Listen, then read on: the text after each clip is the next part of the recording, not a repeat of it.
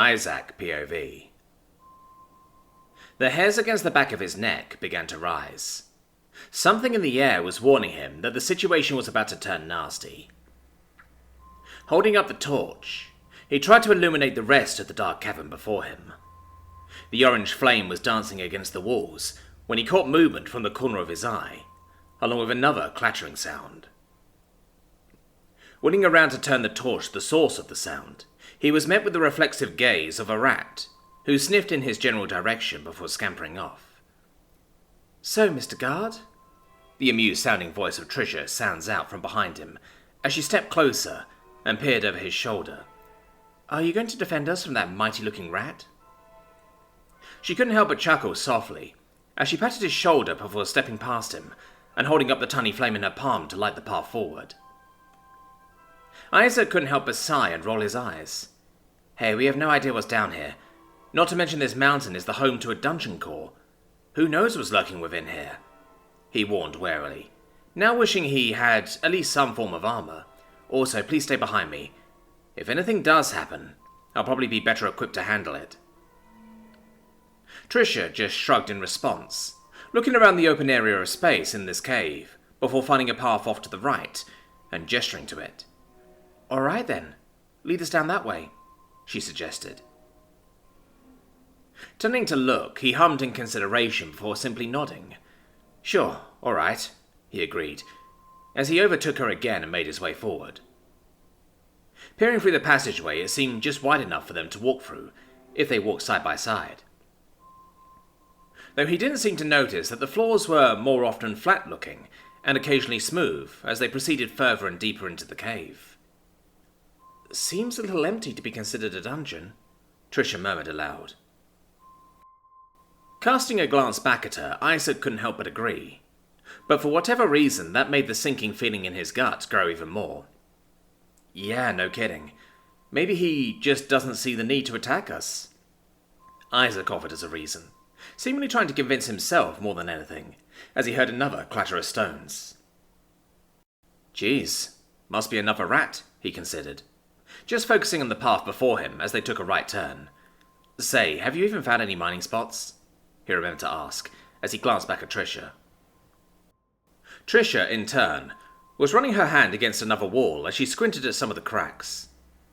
"Actually, yeah, there are a few spots around here," she mentioned, as she turned to look at Isaac, who looked back at her, almost annoyed. He sighed softly, his nerves seeming to get the better of him. "If you found what you were looking for, why didn't you say anything?" At that, Tricia just responded with a shrug. "Well, I wanted to find more. I wanted to know if maybe there was anything worthwhile." Forcing himself to remain in the moment, he ran his fingers through his hair and shook his head a little. "I'm getting a bad feeling about all this. Let's acknowledge the ones you found and come back later with more people. I don't want to be this far from camp when it gets dark, especially considering the sun was in the latter half of the sky when we left." Tricia couldn't find an argument against that as she relented. "Fair enough. Not to mention we should probably fashion a lot more torches to try and illuminate some of the paths and chambers," she considered, noting how much carving she's got in her near future. Nodding with some vague sense of relief, Isaac stepped past her again and started heading down the path they walked. Taking a left, he suddenly stops as he is faced with a skeleton. Whoa, oh shit. He stepped back, resting his hand against the grip of his blade. "Oh, cool, a skeleton," Tricia enthused, as she peeked around the corner to see what had freaked Isaac out. "Maybe this is one of Vidmori's. Doesn't he use a mix of undead and beasts?" she offered, from what the shepherd told him. At that, Isaac started to relax. "Yeah, maybe he's just checking to see what we're doing down here," he reasoned, as he watched Tricia approach the skeleton with a smile. "Sorry if we're troubling you, Vidmori. We were just looking for some ores and minerals to use back at the Haven," she explained apologetically. At this, the creaking skeleton tilts his head. The purple gleam in its eye is staring at Tricia, before it grabs her shoulders. "Whoa, hey now. Aren't you being a little too forward?" she joked, but suddenly felt anxious as his grip tightened. "Hey, stop that, it hurts!" she cried out, as she started to try to squirm away. Suddenly realizing something was wrong, Isaac rushed forward, pulling his blade from his hip, but not drawing it, as he quickly struck the pommel against the skeleton's skull. shattering the brain case as the skeleton crumpled in a heap of bones. Isaac glanced back at Tricia, who was holding her left shoulder with a strained expression on her face.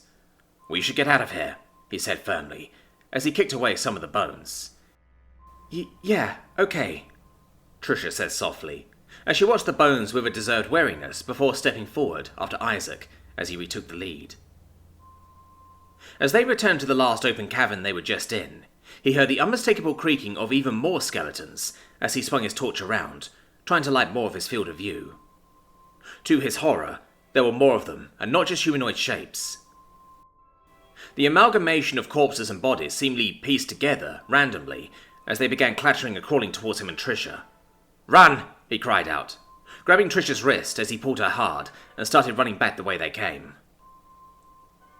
There were more and more skeletons, but littered among them were old and desiccated undead groaning out as they shuffled forward. 2 in particular were already blocking the way to the following path, which would lead them to the first cavern they entered.